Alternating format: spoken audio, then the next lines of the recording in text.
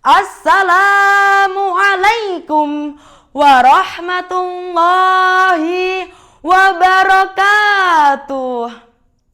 Alhamdulillahilladzi an'amana bi ni'matil iman wal islam wa nusalli wa nusallimu ala khairil anam Muhammadin wa ala alihi wa sahbihi ajma'in. Amma ba'd.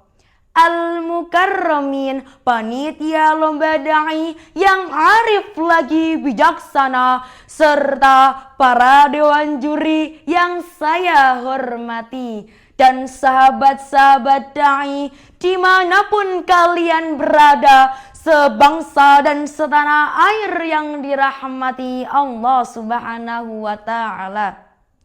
Hadirin hadirat rahimakumullah. Dalam sistem ekonomi Islam, kita dianjurkan melakukan 4 instrumen distribusi kekayaan, yakni berupa ziswaf, zakat, infak, sedekah, dan wakaf. Keempat instrumen tersebut hanya zakat yang hukumnya diwajibkan bagi setiap muslim. Namun ketiga instrumen lainnya menjadi sarana berderma bagi muslim sesama. Sebagaimana dalam Quran surat At-Taubah ayat 106, khudh min amwalihim shadaqatan tutahhiruhum wa tuzakkihim biha wa shalli alaihim. Yang artinya, ambillah zakat dari sebagian harta mereka guna menyucikan dan membersihkan mereka. Dengan demikian, zakat akan membersihkan dan menyucikan jiwa para muzaki dari penyakit tamak. Penyakit inilah yang harus dihilangkan dari tubuh kita. Sebab seandainya kita seorang hartawan yang bakhil dan serakah, apa bedanya dengan Qarun dan Sa'labah? Seandainya kita seorang penguasa yang bodoh dan besar mulut, apa bedanya dengan Fir'aun, Namrud, dan Jalut? Fungsinya bukan sebagai pelindung rakyat, tapi penindas, perampas, bahkan pemakan hak-hak rakyat.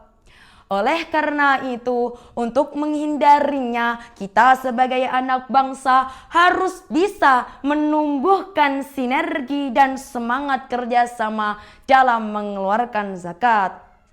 Lalu, bagaimanakah kaitan zakat dengan ekonomi masyarakat? Apakah masih banyak kaum fakir, miskin, dan melarat? Jawabannya masih banyak. Bisa dilihat dari tingginya angka kemiskinan dan pengangguran, rakyat-rakyat yang kekurangan sandang, pangan, dan papan, mereka yang hidup melarat hingga akhirnya sekarat. Hadirin hadirat rahimakumullah, berdasarkan hasil perhitungan Basnas, potensi zakat di Indonesia pada tahun 2023 mencapai angka 327 triliun rupiah.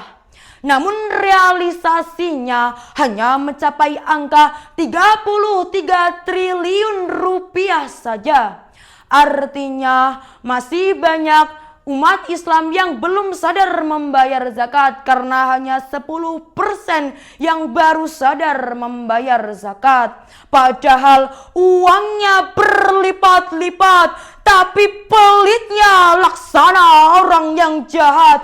Tak peduli nasib kaum miskin yang melarat hingga hidupnya hampir sekarat. Padahal zakat yang harusnya mampu menumbuhkan ekonomi masyarakat, namun justru masih banyak yang belum sadar membayar zakat.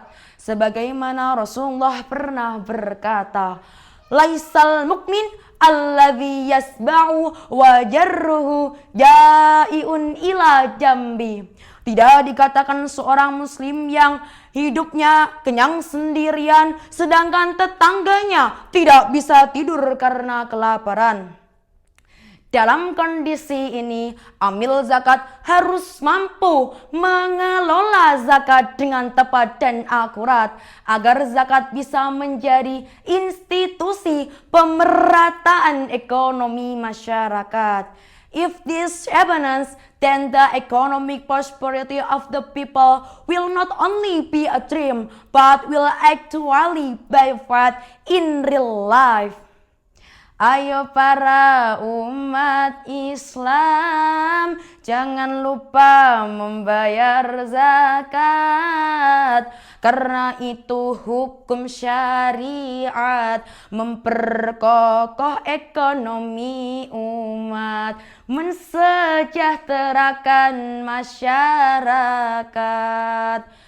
Dapat diambil kesimpulan bahwa zakat adalah hukum syariat Islam yang wajib kita tunaikan agar bisa membangun jembatan yang kuat untuk mensejahterakan ekonomi masyarakat serta mengurangi kaum fakir, miskin, dan melarat.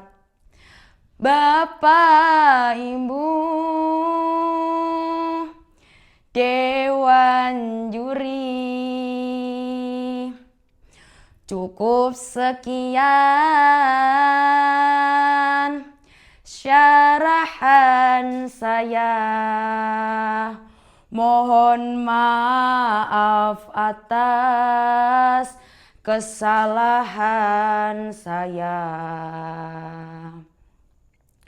Semoga bisa berjumpa kembali.